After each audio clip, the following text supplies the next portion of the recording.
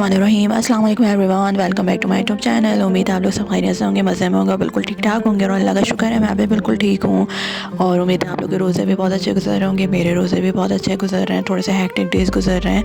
तो आज वाली रूटीन जो 17 डे की रूटीन है वो मैं आप लोग के साथ शेयर करने वाली हूँ। सहरी में क्या खाया था और अफ्तारी में क्या खाया था। तो सहरी में खाया था चाय, पराठा और अंडा। मीन्स मैंने आप लोग को इससे पहले वाले व्लॉग्स में भी बताया कि जब से मेरा इंडक्शन पैन आया तब से मेरे हस्बैंड को पराठा खाने की आदत सी क्या हो गई है, मतलब पराठा खाना उनको अच्छा लगने लगा है। तो वो कह रहे हैं मुझे रोज़ाना सुबह में पराठे ही देना। तो मैंने कहा चलो ठीक है, मैं उनके लिए पराठे बना देती हूँ। तो मैं उनके लिए पराठे बना रही थी और अपना तो मैंने पराठा नहीं खाया था, मैंने एग ऑमलेट खाया था। तो मुझे भी यहाँ पे बहुत मज़ा आ रहा है रोटी बनाने में, पराठा बनाने में। तो बस सुबह सुबह जो है वो यही चल रहा होता है, आगे पीछे थोड़ा सा वॉइस को कंट्रोल करके आपको काम करना पड़ता है, थोड़ा सा ध्यान लगा के काम करना पड़ता है। जो आपका 10-15 मिनट का काम होता है वो आपको आधा पौन घंटा में ले जाता है, क्योंकि आगे पीछे जो कम्युनिटी रहती है वो ऑफ़ कोर्स उनकी तो रोज़े नहीं है, तो वो सुबह थोड़े जाग रहे होते हैं 4-5 बजे के करीब। इस वजह से मैं बहुत स्लो सही से आराम से देख के काम कर रही होती हूँ।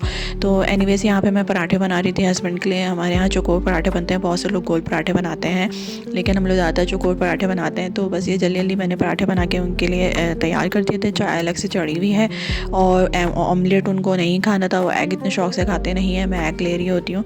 तो उनके लिए पराठा बनाया है, चाय है और अपने लिए एग ऑमलेट बनाऊंगी। अपने एग ऑमलेट में मैंने कुछ भी नहीं डाला था। आई थिंक थोड़ी सी मेरे पास बंद गोभी रखी हुई थी, कैबेज थी और थोड़ा सा मेरे पास आई थिंक शिमला मिर्च थी। वो मैंने ऐड करके अंडे को फेंट के उसमें जो भी मसाले थे वो ऐड करके मैंने अपने लिए ऑमलेट बना लिया था। ऑमलेट को अच्छे से पकाना होता है, क्योंकि मुझे कच्चा अंडा पसंद नहीं है, तो मैं उसको अच्छे से पकाती हूँ ताकि वो अंदर से पक जाए। इवन कि जब मैं हाफ़ फ्राई एग भी बना रही होती तो उसमें मैं मेक श्योर करती हूँ कि जो है दोनों साइडों से पकाऊँ। हालांकि हाफ़ फ्राई एग एक ही साइड से बन रहा होता है, लेकिन मैं दूसरी साइड भी फ्लिप करके बना रही होती हूँ ताकि उसकी जर्दी जो है वो पूरी कच्ची नहीं रहे, हल्की फुल्की कच्ची रहे। एनीवेज़ अंडा जो है वो मैंने अपना बना लिया था। और इससे पहले वाले व्लॉग में मैंने आप लोगों को बताया कि वो इंडक्शन पैन में जो अंडा अगर मैं डालूँ तो वो इतना लंबा बड़ा सा पैन है ना कि वो पूरा फैल जाता है। तो इस वजह से मैंने अपना दोबारा अपना पुराना वाला फ्राई पैन निकाला है, उसके अंदर मैंने अपना अंडा बना लिया। और यहाँ पे मेरे पास लो फैट चीज़ है, तो वो चीज़ भी यहाँ पे बहुत जल्दी ख़राब हो जाती है। तो चीज़ को अगर डिफ्रीज़र कर दो तो वो और ज़्यादा ख़राब हो जाती है। तो इस वजह से जो मेरे पास खुली हुई पैकेट में चीज़ थी हल्की सी वो मैंने डाल दी है। आई थिंक 10 ग्राम भी चीज़ नहीं होगी, तो 30 ग्राम चीज़ आप ऐड कर सकते हो अपने किसी भी एक खाने के अंदर एक दिन के अंदर। एनीवेज़ तो वो मैंने ऐड कर दिया था चीज़, और इस तरह से मैंने चीज़ ऑमलेट खा लिया था और जो है वो हस्बैंड को पराठे दे दिए थे चाय के साथ। तो इस तरह से हमारी सहरी हो गई थी। और सहरी करके फिर नमाज़ पढ़ी और नमाज़ पढ़ के कुरान पढ़ा और कुरान पढ़ के फिर मैं अपनी तैयारी करने बैठ गई थी, क्योंकि आज मेरा टेस्ट था। इसकी तैयारी करी और फिर उसके बाद थोड़ा सा सो गई थी। और फिर आगे क्या किया था वो मैं आगे जाके आप लोग को बताती हूँ।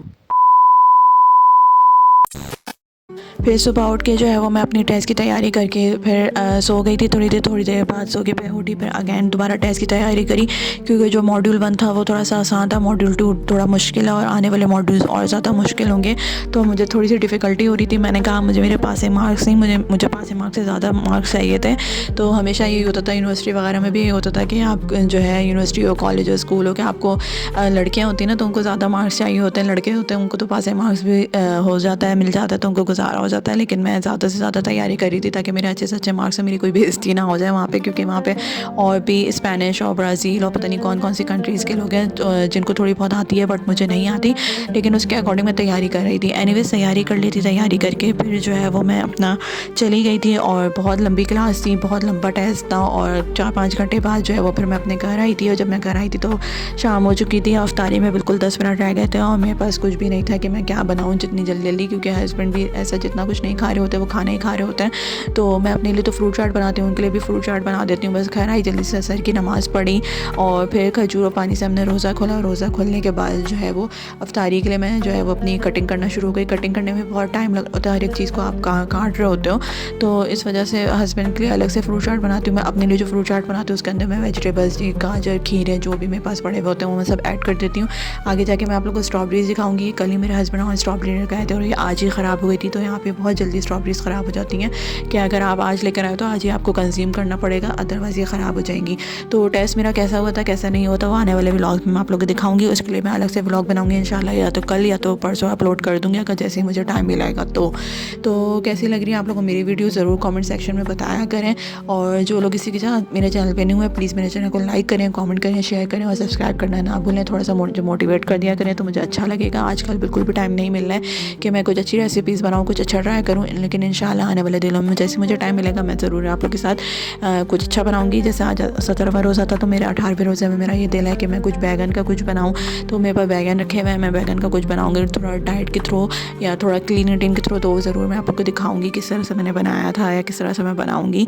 तो कैसी लग रही है मेरी वीडियो ज़रूर लाइक करें, कमेंट करें और इसी के साथ नेक्स्ट वीडियो में मिलेंगे नेक्स्ट टॉपिक के साथ। तब तक के लिए अल्लाह हाफ़िज़, टेक केयर, बाय बाय। आप सब अपना ख्याल रखना है, मुझे दुआ में याद रखना है। Take care, bye bye.